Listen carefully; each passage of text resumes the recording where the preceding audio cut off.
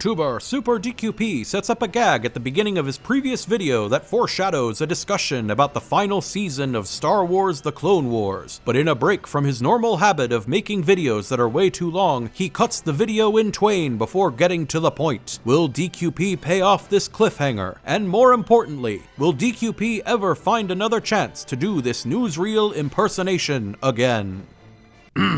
Sorry, again, I don't know why that keeps happening. In case that bit or the video's title didn't make it clear, this is part 2 of a two-parter, and I highly recommend checking out part 1 beforehand. In it, I discussed how Revenge of the Sith has been a cathartic, campy comfort movie for me in recent years, and here in part 2, we're going to talk about how Clone Wars built on that. In 2008, George Lucas created Star Wars: The Clone Wars to build upon the foundation that Genndy Tartakovsky had laid down in his not quite the same but similarly named Star Wars Clone Wars cartoon. The Clone Wars was an ambitious project. Lucas hired writer Dave Filoni after seeing his work on Avatar: The Last Airbender, and Lucasfilm Animation pushed techniques that weren't normally seen in serialized 3D animation at the time. Like, it's no Pixar movie, and it looks dated by today's standards, but imagine producing a show at this level of production value to air once a week. Like with the prequels, Lucasfilm just went for it. And also like with the prequels, The Clone Wars is a kind of quality roller coaster. Even compared to most other Dave Filoni joints like Avatar or The Mandalorian, Clone Wars is more serialized by nature. Even when the series has multi-episode arcs, they tend to stand alone more times than not.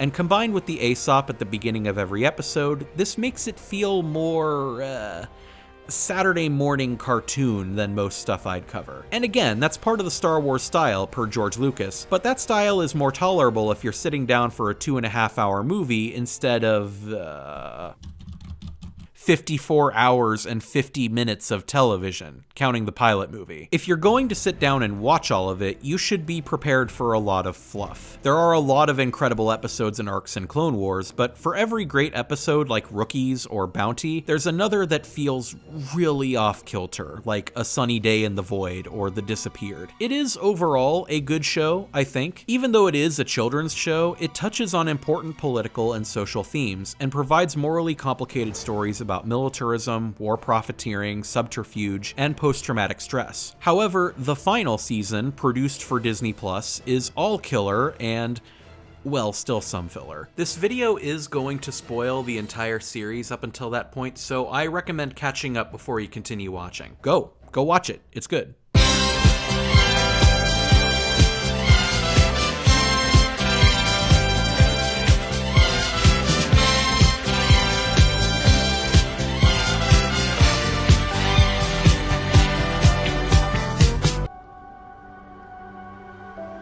Man. So let's start off once again by talking about camp. See, it's like poetry, they rhyme. In terms of tone and structure, Star Wars: The Clone Wars is closest to a Saturday morning cartoon. That's not far off from what it literally was. It was a Friday evening cartoon, but still. Its tone leans even more into what Lucas described as the style of Star Wars than even the prequels did. The episodes and arcs are so serialized that you could watch them out of order, which is convenient because that's how some of the episodes were literally presented. That's a far cry from something like Avatar: The Last Airbender, where even if the episodes themselves have standalone themes or stories, they still have an overarching trajectory, a major singular goal that the protagonists work towards every episode, little by little, in tangible ways. Clone Wars, though, Saturday morning cartoon. There are some characters that grow more complex as the series goes on, of course. The later seasons have Ahsoka and Ventress venture closer to the middle of that sharp moral divide between good and evil that exists in the Star Wars universe, and that's always entertaining to see. Ventress's arc is actually one of my favorite overarching things in the series. It's executed really naturally, and with unexpected nuance considering both the source material and the show's format and target audience. She's about an 8.5 on the Ben Solo Prince Zuko redemption arc quality scale. Props. I bring all of this up because I think one of the best things the final season does in particular is that it gracefully discards a lot of that camp. And the key word there is gracefully. It does not suddenly turn dark for the sake of turning dark. It sensibly understands that though this is fun children's television, we all know what direction these Clone Wars are ultimately going. This show is not going to end with Anakin and Ahsoka walking into the horizon talking about the lesson they learned in today's adventure. It is going to end the way the Clone Wars themselves ended, violently and tragically. And even before Disney picked the show back up, this was foreshadowed. Post-shadowed?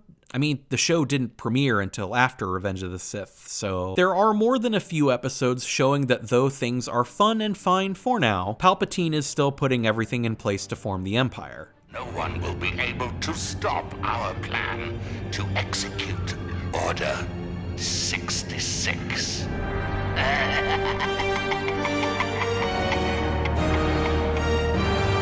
This discarding of camp in the last 2 episodes makes the weight of Order 66 hit in a way that other media couldn't quite set up. In Revenge of the Sith, we see a bunch of Jedi that we don't really know get killed, but in Clone Wars, it is personal. Ahsoka senses that her friend has done something terrible, and the next thing she knows, another close friend is drawing his weapon and preparing to kill her. These are characters that we've had fun, goofy kids show times with for over 6 seasons, and now they're ready to kill Ahsoka. They will doom their own lives out of spite if it means killing her, all because of the brainworms that Palpatine put inside them. And yes, I use the word brainworms even though it's technically an inhibitor chip. I use these words carefully because in recent years, those words have borrowed a specific meaning. Someone who has brainworms has spent so much time in a political echo chamber that any other source of information, even a neutral one, seems treasonous. And I get that it's a confusing thing to say because A, that's not literally what's going on with the Grand Army of the Republic, and B, there's another arc in Clone Wars that does have literal brain parasites, so I should probably elaborate further. Chances are you have close friends or family that may have fallen down a political rabbit hole like this, and violently rejects any other information that isn't the truth they're being force-fed. Might be as innocuous as an old high school friend on Facebook sharing edgy memes, or as serious as a family member whiling away hours watching OAN and turning verbally violent the moment any opposing viewpoints come up in conversation. The right-wing indoctrination process is multifaceted and not easily summed up in one sentence or paragraph or even video. It targets people at vulnerable parts in their lives in a variety of mediums and uses language that is simultaneously violently angry and racistly reassuring. And yeah, racistly is a word. If Flight of the Conchords can use it, so can I. I thought I killed you yesterday,